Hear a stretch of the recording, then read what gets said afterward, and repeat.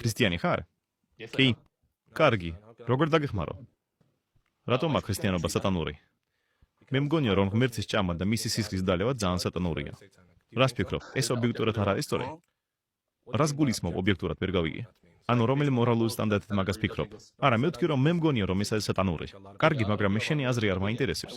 კარგი, სანამ ვიტყვით ობიექტურია თუ არა, შენ ჭამ ღმერთის ხორცს და მის სისხლს ვაუ? კი. და შენ ჯერა ტრანსუბსტანციარების. კი, მე მჯერა რომ მისი სხეული და ხორცი არის ნამდვილი სხეული და ხორცი. ანუ შენ ჯერა რომ პური არის მართლაც ღმერთის ხორცი, ხო? კი, რა თქმა უნდა. კარგი, და შენ ჭამ ღმერთს. რა თქმა უნდა. და სიმბოლური არა მართლა ჭამ ხო მის ხორცს? კი, მე ვჭამ მის ხორცს და ეს არის ობიექტურად სწორი. და შენ მართლა სვალ მის სისხლს, ხო?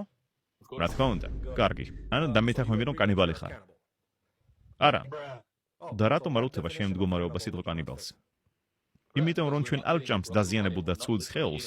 და როდის იყო რომ კანიბალიზმი ნიშნავს რომ უნდა აუცილებლად ჭამო დაზიანებული ცუდი ხორცი?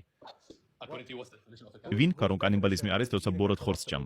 მე ვჭამ ადამიანს თუ ღმერთს ვჭამ? შენ ჭამ ადამიანს რომელიც ღმერთია. რომელიც ღმერთია, ხო? ხო? მაგრამ ადამიანია, ხო? ხო, მაგრამ არ არის ბოროტი ადამიანი. კარგი, მაგრამ ადამიანი არის თუ არა?